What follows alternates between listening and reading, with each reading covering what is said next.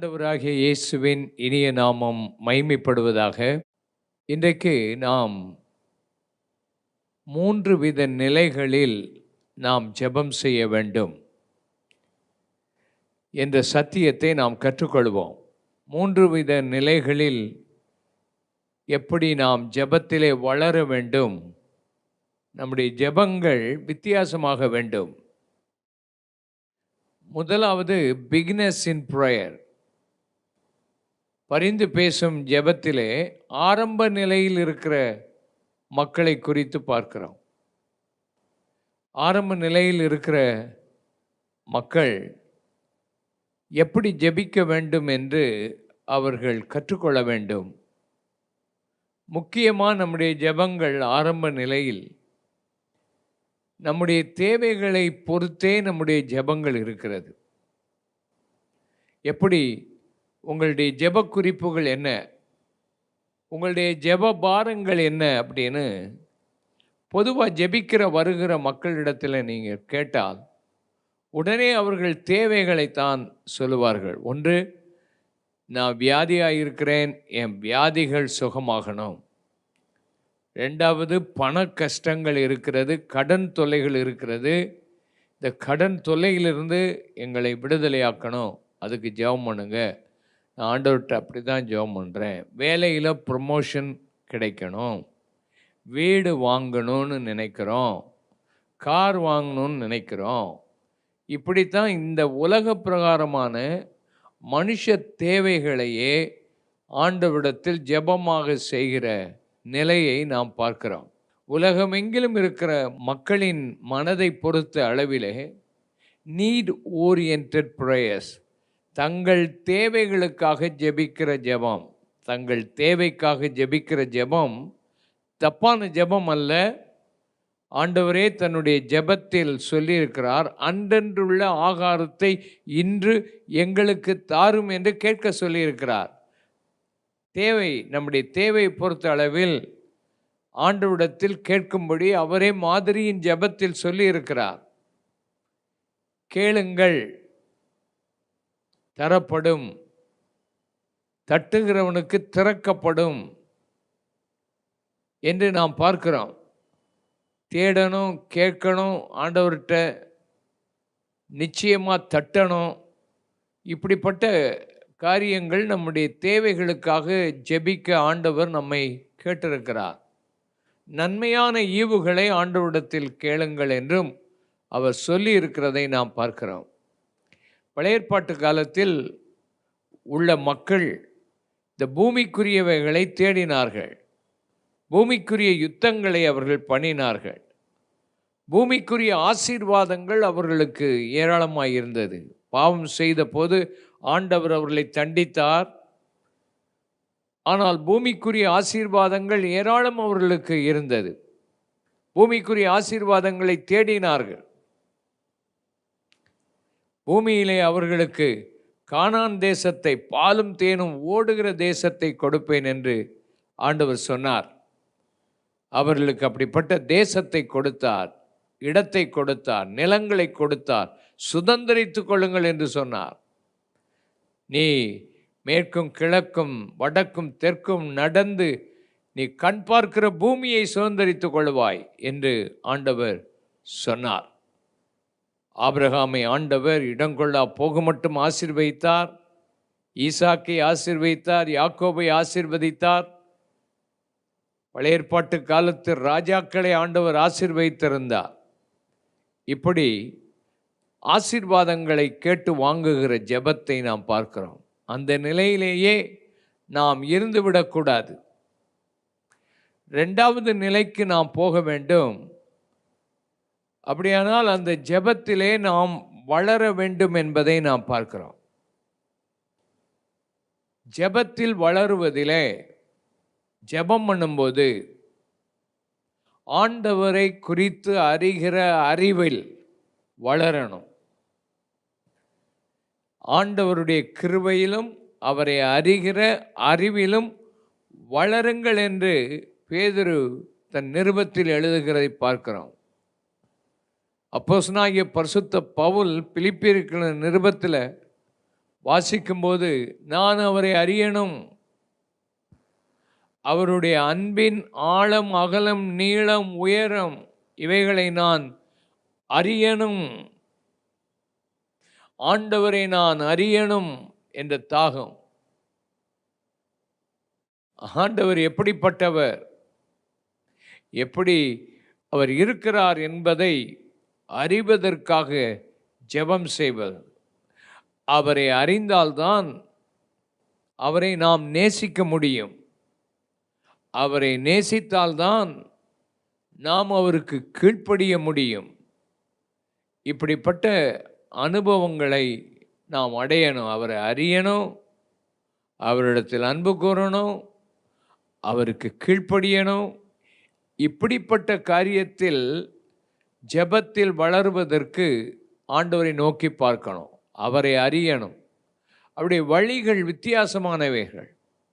அவருடைய வழிகள் நம்முடைய வழிகளுக்கும் அவருடைய வழிகளுக்கும் வானத்துக்கும் பூமிக்கும் எவ்வளவு வித்தியாசம் இருக்கிறதோ, மேற்குக்கு கிழக்குக்கு எவ்வளவு வித்தியாசம் இருக்குதோ அவ்வளவு வித்தியாசங்கள் உண்டு. ஆகினாலே உங்கள் வாழ்க்கையில் ஆண்டவருடைய வழிகளை அறியணும். மோசே கேட்டான், ஆண்டவரே உம்மை நான் அறியணும், உம்முடைய வழிகளை நான் அறியணும். இப்படிப்பட்ட ஜெபத்தை அவன் செய்கிறதை பார்க்கிறான். பின்பு அவன் உம்முடைய மகிமையை நான் பார்க்கணும். இப்படியெல்லாம் மக்கள் ஜெபம் பண்ணுகிறது இல்லை. அடுத்தது ஆண்டவருடைய சித்தத்தை அறியணும்.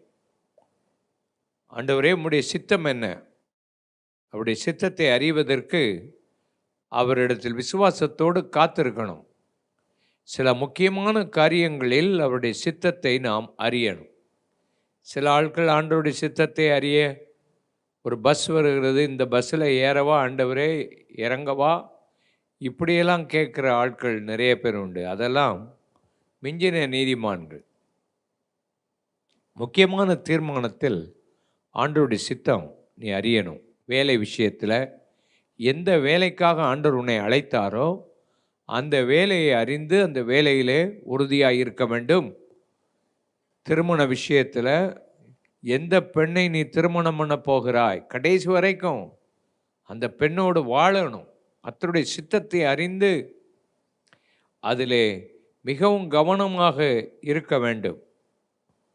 ஒரு சீன தேசத்தின் பழமொழி சொல்லுகிறது, நீ கடலுக்கு போகணுன்னா ஒரு நாள் ஜெபம் பண்ணா போதும், நீ யுத்தத்துக்கு போகணுன்னா 2 நாள் ஜெபம் பண்ணு. ஆனால் திருமணம் பண்ணணுன்னா 3 நாளாவது, அதுக்கு மேலே ஜெபம் பண்ணணும். தேவனுடைய சித்தத்தை அறியணும். அவ்வளோ கஷ்டமான காரியம். இப்படிப்பட்ட காரியங்களில் தேவனுடைய சித்தத்தை அறியணும். ஊழியத்திலே அழைப்பிலே தேவனுடைய சித்தம் தெரியணும், காத்திருக்கணும்.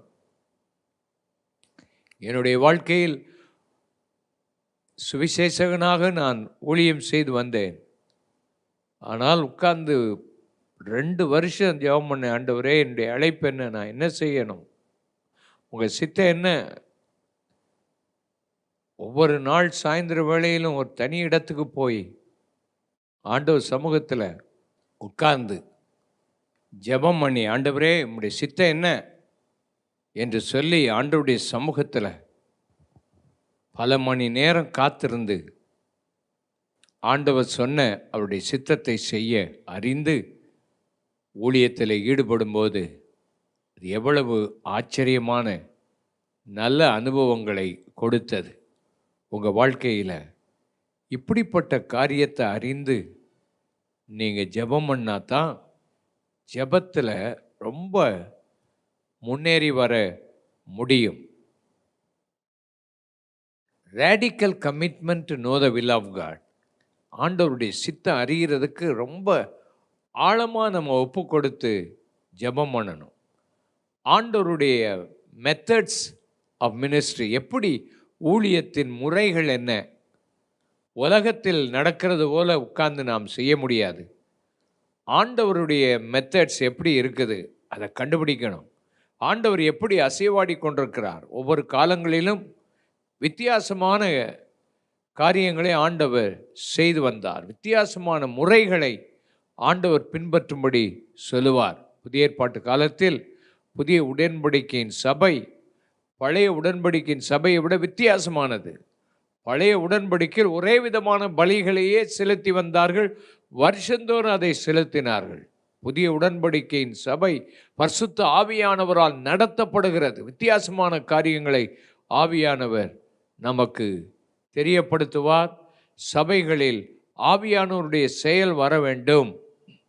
அதற்காக ஜெபம் பண்ணினால்தான் ஆண்டவர் இவைகளை நமக்கு தருவார். இதுதான் வித்தியாசமான ஜெபத்திலே வளருவது. ஊழியர்கள் அப்படிப்பட்ட ஜெபத்திலே வளர்வதற்கு ஆண்டவர் உங்களை ஆசீர்வதிப்பாராக. ஜெபத்தில் வளரணும்னா radical commitment to the life of sanctification, பரிசுத்தம் அடைகிற வாழ்க்கையில் வளரணும். அப்போ தான் ஜெபத்தில் வளர முடியும். ஏன் ஜெபங்களுக்கு பதில் கிடைக்க மாட்டேங்குது? எவ்வளவோ ஜெபம் நடக்குது, ஆனால் பதில் வரல. காரணம், ஜெபிக்கிற மக்களுடைய வாழ்க்கையில் பரிசுத்தம் இல்லை. பரிசுத்தம் இல்லாமல் தேவனை தரிசிக்க முடியாது. பரிசுத்தம் வாழ்க்கையில் இல்லைன்னா நம்முடைய ஜெபத்தில் அர்த்தமே இல்லை. நாம் பரிசுத்தமான தெய்வத்தினிடத்தில் ஜெபம் பண்ணும்போது பரிசுத்தமாய் வாழ்ந்து ஜெபிக்கணும். இல்லாட்டா நம்முடைய ஜெபம் மேலே போய் நம்முடைய பாவங்கள் நமக்கும் நம்முடைய தேவனுக்கும் நடுவே நிற்கிறது. நம்முடைய ஜெபம் நம்முடைய பாவத்தில் தட்டி திரும்ப நமக்கே வந்துவிடும்.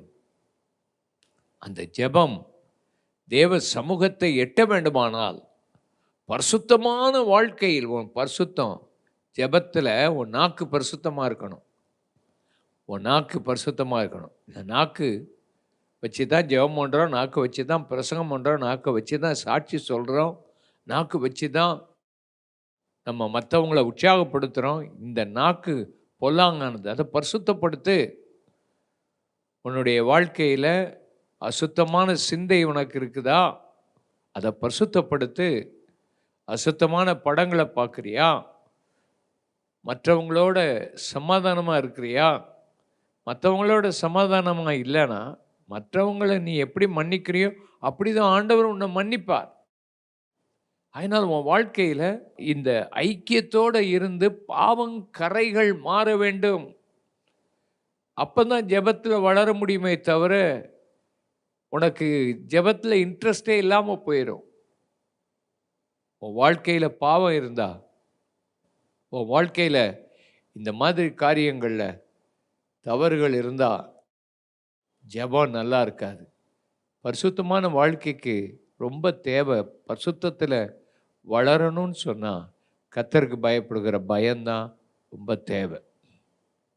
2 கொரிந்தியர் 7ஆம் அதிகாரம் 1ஆம் வசனத்தை நம்ம படிக்கும்போது இப்படிப்பட்ட வாக்குத்தத்தங்கள் நமக்கு உண்டாயிருக்கிறபடினால், பிரியமானவர்களே, மாம்சத்திலும் ஆவியிலும் உண்டான எல்லா அசூசியும் நீங்க நம்மை சுத்திகரித்து கொண்டு பரிசுத்தமாகுதலை தேவ பயத்தோடு பூர்ணப்படுத்த கடவோம். பரிசுத்தமாகுதலை தேவ பயத்தோடு பூர்ணப்படுத்தணும். தேவ பயம் இருந்துச்சுன்னா ரகசியமான வாழ்க்கையில் பாவம் இருக்காது. ஏன்னா தேவன் பரிசுத்தம் உள்ளவர். அவர் எவ்வளவாய் உன் பாவத்துக்காக அவர் இரத்தம் சிந்தி பாடுபட்டு மரித்திருக்கிறார். உன் பாவம் அவரை சிலுவையில் அறைந்திருக்கிறது என்று சொல்லும்போது, நம்மேல் வைத்த அன்பை பார்க்கும்போது பாவத்தின் மேல் நமக்கு வெறுப்பு வரும். பயத்தோடும் பக்தியோடும் வாழ்வதற்கு நம்மை ஒப்பு கொடுக்கணும். இப்போ உள்ள உபதேசங்கள் எல்லாம் பாவத்தை குறித்து கண்டித்து உணர்த்துவதில்லை. பாவத்தை பாவமாக மக்களுக்கு சொல்லி கொடுக்கறதில்லை. இந்த பாவம் என்று, இது தவறா, இது இல்லையா, ஆனால் அதை செய்யலாமா, பைபிளில் இது போட்டிருக்குதா போடலையா, இப்படி நாம் கேட்டுக்கிட்டே இருக்க மாட்டோம். நம்முடைய வாழ்க்கையில் நம்முடைய மனசாட்சியில் ஆவியானவர் இடைப்படுவார். தவறான காரியங்கள் நாம் செய்துவிட்டால் நம்முடைய மனசாட்சி உறுத்தும். ஒரு கண்ணிலே ஒரு தூசி விழுந்தால் எவ்வளவு அது உறுத்தி அதை எடுக்கும் வரைக்கும் விடமாட்டோம். அதை எடுக்காமல் விட்டால் அந்த கண்ணே கெட்டுப்போகும். அதே போல தான் அநேகருடைய வாழ்க்கையில் பரிசுத்தத்தை குறித்த ஒரு உணர்வில்லாமல் வாழுகிறதுனால ஜெபம் சரியாக வருகிறதில்லை. உன் வாழ்க்கையில் ஜாக்கிரதையோடு கூட இருக்க ஆண்டவர் உனக்கு பரிசுத்தத்தை கொடுப்பாராக. உங்களுடைய வாழ்க்கையில் நீங்கள் ஜெபத்திலே வளர வேண்டுமானால் ஆழமான விசுவாசம் உங்களுக்குள்ளே இருக்கணும். எதில் விசுவாசம் இருக்கணும்? கர்த்தருடைய வார்த்தையில் விசுவாசம் இருக்கணும். கர்த்தருடைய வாக்கு தத்தத்தில் விசுவாசமாக இருக்கணும். அந்த வாக்கு தத்தத்தை பிடித்து ஜெபம் பண்ணிகிட்டே இருக்கணும், வளரணும். விசுவாசம் இல்லாமல் ஜெபம் நமக்கு பதிலே கிடைக்காது. ஜெபத்தில் வளர்றதுக்கு விசுவாசம் வேணும். என்னாலலாம் ஜெபம் பண்ண முடியாது, இவ்வளோ நாள் ட்ரை பண்ணிட்டேன், முடியலை, விட்டுறக்கூடாது. ஒரு எழுப்புதல் வரணும்னா விசுவாசம் எல்லாருக்குள்ளும் ஒரு அளவு விசுவாசம் இருக்குது. அந்த விசுவாசத்தில் வளர்ச்சி அடையணும். ஜெபத்தில் விசுவாசம் ரொம்ப தேவை. அது இல்லைன்னா வாழ்க்கையில் நம்ம வளர்ச்சி அடைய முடியாது. அதனால் உங்கள் வாழ்க்கையில் விசுவாசத்தில் வளர்றதுக்கு உங்களை அர்ப்பணிங்க. ஆண்டவர் உங்களோட கூட இருப்பார். அடுத்தது, உங்கள் வாழ்க்கையில் ஜெபத்தில் வளரணும்னா டிசிப்ளின் லைஃப் ரொம்ப தேவை. ஜெபத்துக்கு தேவை டிசிப்ளின் தான். குறிப்பிட்ட நேரத்தில் விடாமல் ஜெபம் பண்ணிக்கிட்டே இருக்கணும், விட்டுறக்கூடாது. ஜெபத்தை ஆரம்பித்து விட்டுறக்கூடாது. ஆண்டவர் ஜெபத்தில் பதில் கொடுக்கும் வரைக்கும் ஆழமாய் ஜெபிப்பதற்கு ஆண்டவர் உங்களை என்னை அழைக்கிறார். நம்முடைய வாழ்க்கையை ஒழுங்குபடுத்துவோம். சில ஆட்கள் காலையில் எழும்புறதே இல்லை இந்த நாட்களில். சில ஆட்கள் மாலையில் தான் நாங்கள் ஜெபம் பண்ணுவோம்னு சொல்கிறாங்க. ஆனால் மாலையில் இரவு நேரத்தில் ஜெபம் பண்ணுறதில்ல. எல்லா காரியத்தையும் அவர்கள் வேலையிலேயே செய்து செய்து செய்து ஊழியம் ஊழியம் ஊழியம் இல்லை வேலை வேலை வேலை வேலைன்னு சொல்லி டிவியிலேயே மற்ற அநேக காரியங்களை உட்கார்ந்து நேரத்தை கழித்து போடுகிறத பார்க்குறோம். அநேகருடைய ஜெப வாழ்க்கை வளராமல் இருப்பது, ஜெபம்னு சொன்னால் அதுக்கு நேரம் கொடுக்கணும், ஜெபம்னு சொன்னால் அதுக்கு ஒழுங்கு இருக்கணும், ஜெபம்னு சொன்னால் அதுக்கு ஒரு ஆர்வம் இருக்கணும். டிசையர் அண்ட் டிசிப்ளின் ரொம்ப தேவை. உன்னுடைய தனிமையான நேரங்களை எப்படி செலவழிக்கிறா என்பதில் தான் இருக்குது. உன்னுடைய வாழ்க்கையில் எதில் இன்ட்ரெஸ்ட் இருக்கோ அதில் தான் உன் நேரத்தை செலவழிப்பான். உன்னுடைய வாழ்க்கையில் ஆண்டவர் மேலே இருக்கிற இன்ட்ரெஸ்ட்டை விட வேறு இன்ட்ரெஸ்ட் இருந்தால் உன் வாழ்க்கையை மாற்றி அமைக்கணும். Discipline your life. அப்போ தான் எழுப்புதலை பார்க்க முடியும். சபை விடாமல் ஜெபம் பண்ணிக்கொண்டே இருக்கணும். ஆழமான ஜெபம் சபைக்குள்ளே இருக்கணும். ஆழமாய் ஆண்டவருடைய சமூகத்தில் ஊக்கமாய் ஜெபியுங்கள். உங்கள் வாழ்க்கையில் ஆண்டவர் பெரிய காரியங்களை செய்வார். கடைசியில் உங்கள் வாழ்க்கையில் நல்ல ஜெபத்தில் வளரணுமானால் எது முக்கியமான காரியமோ அதைத்தான் செய்யணும். எது செய்ய வேண்டிய காரியமோ அதை செய்யணும். இயேசு தன்னுடைய வாழ்க்கையில் சொன்னார், நான் என் பிதாவின் வீட்டில் இருக்க வேண்டும் என்று நீங்கள் அறியாமல் இருக்கிறீர்களோ? கண்டிப்பாக என் பிதாவின் வீட்டில் நான் இருக்கணும். பெற்றோரையும் மற்ற எல்லாத்தையும் விட்டுட்டு அவர் தேவாலயத்தில் தங்கிவிட்டார். பெற்றோர்களை பார்த்து சொல்லுகிறார், உங்களுக்கு தெரியாதா நான் பிதாவுக்கு அடுத்தவைகளில் இருக்க வேண்டும் என்று தெரியாதா? எது முக்கியமோ அதை ஆண்டவராய் இயேசு செய்தார். அடுத்த ஊர்களில் நான் போய் பிரசங்கிக்க வேண்டும் என்று திட்டமாய் சொன்னார். பகலுக்குரிய இந்த நாட்களில் தான் தேவனுடைய கிரியை நான் செய்ய வேண்டும், அதை செய்து முடிக்க வேண்டும். இப்படி அவர் முக்கியமான காரியங்களில் தன்னுடைய நேரத்தை செலவழித்தார். இன்றைக்கு முக்கியம் இல்லாத காரியங்களில் தான் மக்கள் அநேகர் தங்கள் நேரத்தை செலவழிக்கிறத நாம் பார்க்குறோம். மற்றவங்களை வச்சு வேலை செய்ய வேண்டிய வேலைகளை செய்யணும்.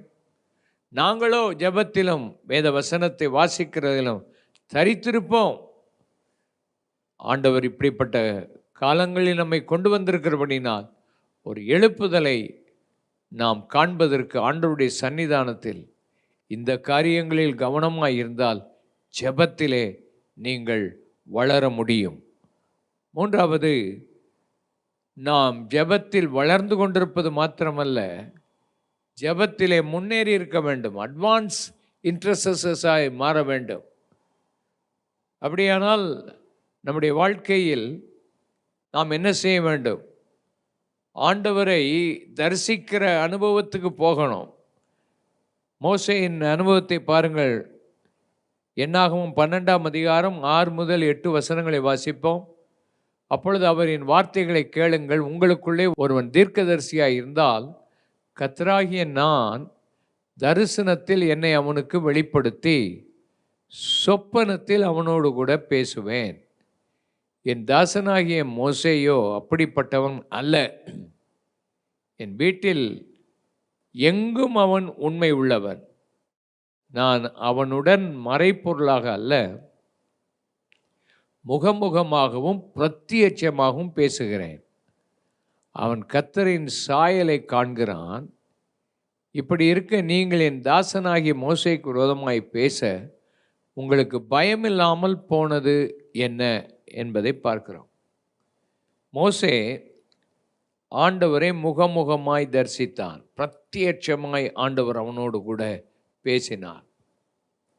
அவன் ஆண்டவரை பார்த்து, ஆண்டவரே, நீர் நான் விடமாட்டேன், இந்த ஜனத்தை நீர் அழிக்கக்கூடாது. நீர் எப்படி இந்த ஜனத்தை எகிப்திலிருந்து அதுக்கு தான் கொண்டு வந்தீரா? புறஜாதிகள் உம்மை பற்றி என்ன நினைப்பார்கள், பேசுவார்கள்? இந்த ஜனத்தை எகிப்திலிருந்து கொண்டு வந்து வனாந்திரத்தில் இவர்களை அழித்து போடணும் என்றுதான் கொண்டு வந்தார் என்று பேசுவார்கள் அல்லவா? ஆண்டவர் மோசேயை பார்த்து, இந்த ஜனத்தை விட்டுவிடு, நான் அவர்களை அழித்து விடுகிறேன், உன்னை பெரிய ஜாதியாக்குவேன் என்று சொன்னார். ஆனால் மோசே ஆண்டவரோடு கூட உட்கார்ந்து அந்த காரியங்களை எடுத்து தைரியமாக ஆண்டவரோட பேசுகிறத பார்க்குறோம். இப்படித்தான் தேவ சன்னிதானத்தில் தைரியத்தோடு ஆவியில் வளர்ந்தவர்கள் தேவனோடு கூட பேசுவார்கள். ஆண்டவர் அவர்களோடு கூட பேசி சில காரியங்களை கன்சல்ட் பண்ணுவார். எலியாவை பற்றி பார்க்கிறோம், மோசேயை பார்க்கிறோம். இயேசு மரிப்பதற்கு முன்பு மறுப மலையில் அவர்களை அழைக்கிறார். மரணத்தை குறித்து, அவர் அடைய போகிற மரணத்தை குறித்து பேசிக்கொண்டிருந்தார்கள். நமக்கு இருக்கிற ஒரு தேவன் இருக்கிறாரே, ரொம்ப நல்லவர். அவர் நம்மை அதற்காக தான் தேடுகிறார். ஆபிரகாமை தேடுகிறார். அவன் என்னுடைய நண்பன்.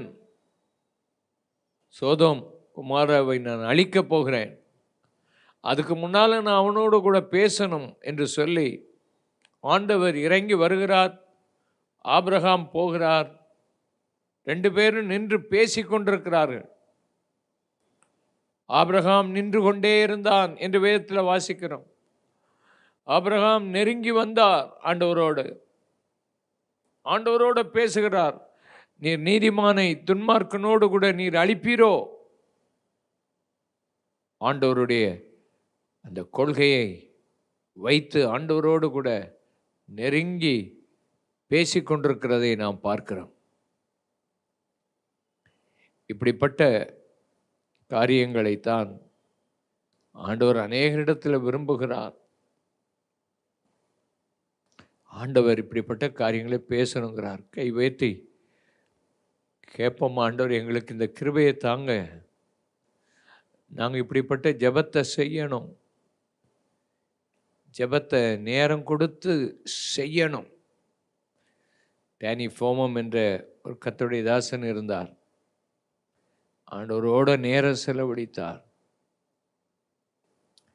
ஜப்பானில் ஒரு இடத்துல போய் ஜப்பான் தேசத்துக்காக ஜெபம் பண்ணார்.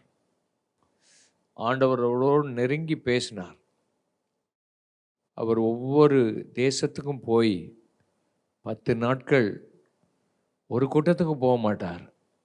ஒரு ஹோட்டலில் ஒரு அறையை எடுத்து ஆண்டவரிடத்தில் ஜெபம் பண்ணுவார் அந்த தேசத்துக்காக.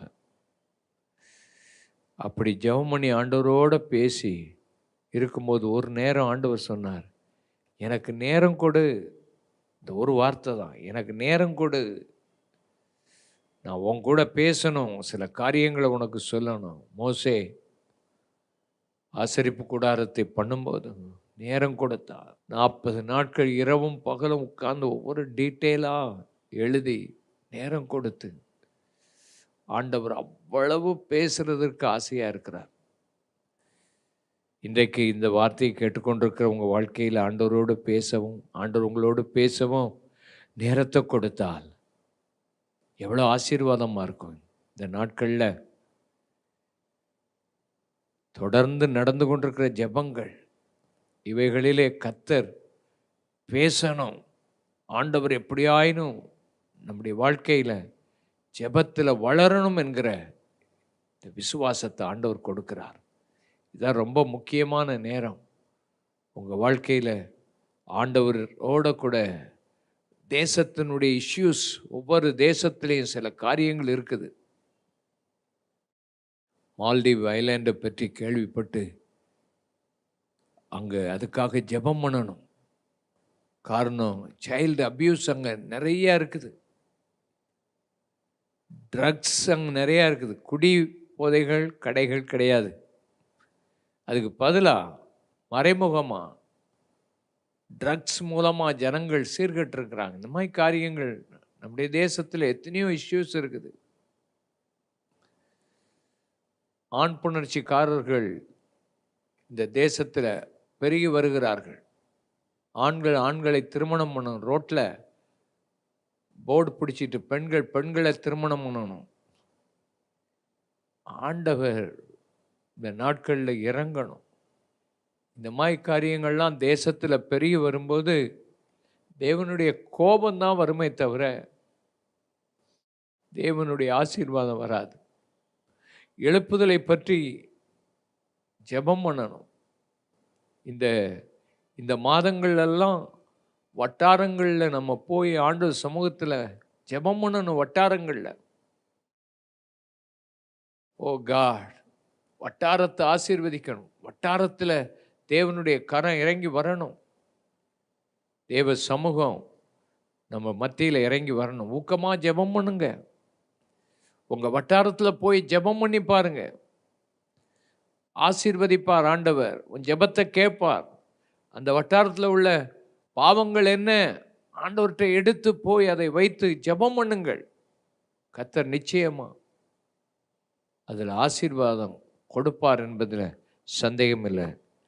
தானியேல் தன்னுடைய வாழ்க்கையில் ஆண்டவர் சமூகத்தில் எரேமியா தீர்க்கதரிசன புஸ்தகத்தில் எழுதப்பட்டதை தானியேல் 9ஆம் அதிகாரம் 2ஆம் வசனத்தில் வாசி பார்த்தீங்கன்னா, எரேமியா சொன்ன தீர்க்கதரிசன புஸ்தகத்தை வச்சு ஜெபம் பண்ணுறார். ஆண்டவரோட பேசுகிறார், உபவாசம் பண்ணி ஜெபிக்கிறார். ஆண்டவர் இந்த அடிமைத்தனத்திலிருந்து அவங்களை விடுதலையாக்கலையா?